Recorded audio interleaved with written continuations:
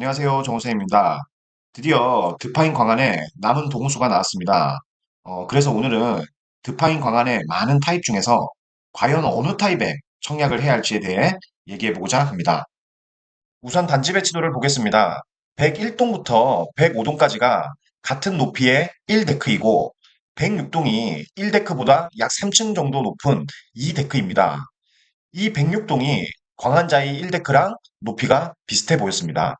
그리고 107동은 또 2데크보다 3층 높아진 3데크이고, 예, 그리고 나머지는 4데크로 생각하시면 될 것 같습니다. 자, 그리고 남은 동호수인데요. 와, 정말 처참합니다. 좋은 동호수를, 예, 조합원들이 대부분 가져갔어요.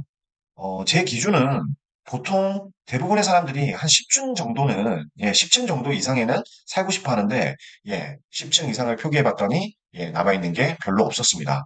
아, 정말 아쉬운 대목입니다. 자, 그리고 평면도인데요. 자, 오브 타입 같은 경우는 3베이의 판상형이었고요. 예, 78A 타입도 3베이의 예, 판상형이었습니다. 그리고 78B 타입 같은 경우는 예, 전형적인 타워형이었습니다. 이 세 타입은요, 모델하우스에 예, 견본이 없습니다. 84A 타입과 84B 타입은 예, 모델하우스에 견본 주택으로 있었는데요. 예, 84A 같은 경우 포베이의 판상형으로서 예, 구조가 굉장히 좋았습니다. 특히 예, 팬트리가 인상적이었고 예, 드레스룸이 굉장히 넓어서 좋았습니다. 84B 타입 같은 경우는 예, 84A 타입에 비해서 드레스룸도 조금 작았고 팬트리도 없었지만 그래도 예, 안방과 붙어 있는 알파룸이 있어서 괜찮게 생각이 되었습니다. 이 알파룸을 드레스룸으로 이용하시면 좋을 것 같습니다. 아, 그러면 남아있는 동호수에 대해서 하나씩 알아볼 텐데요. 일단 그 전에 이 득파인 광안은요.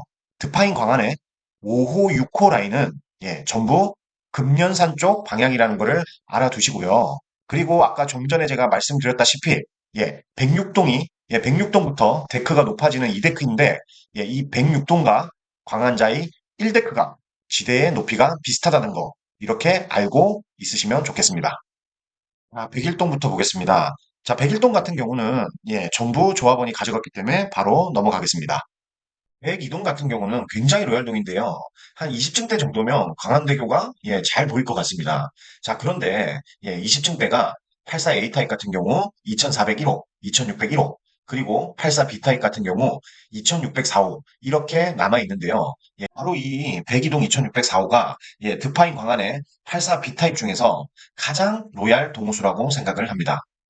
삼동 같은 경우도 어느 정도는 예, 광안대교부가 나올 텐데요.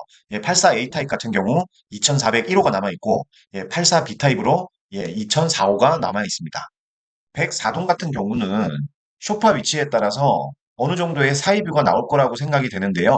이 중에서 20층대는 예, 2602호밖에 없습니다. 그리고 1데크의 마지막 동인 105동 같은 경우는 전체 층수가 20층밖에 되지 않습니다. 그래서 예, 남아있는 게 2001호 정도밖에 없습니다. 자, 그러면 지대가 높아지는 2데크인 106동인데요. 106동 같은 경우 27층 1호가 남아 있습니다. 그런데 이게 뷰가 잘 나오냐라고 하신다면 예, 그렇게 잘 나올 것 같진 않아요. 왜냐하면 아까 좀 전에 말씀드렸다시피 예, 106동과 예, 광안자의 1데크가 지대가 비슷하다고 했잖아요, 높이가. 그런데 예, 광안자의 예, 앞동이 28층, 34층 이렇게 있고요. 그리고 드파인 광안의 예, 101동, 104동 예, 이런 동들이 31층이기 때문에 예, 대부분 예, 시야를 많이 가릴 것 같습니다. 아, 3데크인 107동을 보면요. 자, 20층 이상의 경우는 84B 타입은 예, 20층 1호, 20층 4호가 있고요. 그리고 84A 타입이 2902호가 있는데요. 예, 저는 이 107동 2902호가 뷰가 꽤 좋을 것 같습니다. 왜냐하면 야, 광안자이 102동이요. 34층이에요. 그래서 이 102동은 예, 걸릴 수가 있어요. 그런데 광안자이 101동 같은 경우는 28층이거든요. 이 광안자이 28층보다 예, 107동이 데크도 더 높고 예, 층도 29층이기 때문에 층도 높단 말이에요. 그래서 아마 101동을 뛰어넘고 그리고 3데크다 보니 예, 드파인 광안에서 앞동들을 좀 뛰어넘을 수 있기 때문에 제가 보기에는 아마 이런 식으로 예, 뷰가 꽤 넓게 나오지 않을까라고 예상을 해봅니다. 그리고 108동과 109동 같은 경우는 예, 남아있는 20층대가 없습니다. 자, 이렇게 동별로 남아있는 동호수에 대해서 알아봤는데요. 물론, 예, 뷰가 그래도 어느 정도 괜찮은 동호수도 있었습니다. 다만 그 숫자가 너무 작아서, 예, 확률이 너무너무 희박한 거죠. 그래서, 예, 좋은 동호수가 걸리기보다는 확률적으로 좀 접근을 했는데요. 예, 저 같은 경우는 보통 한 10층 정도 이상에는 살고 싶단 말이에요. 그게 제 기준이거든요.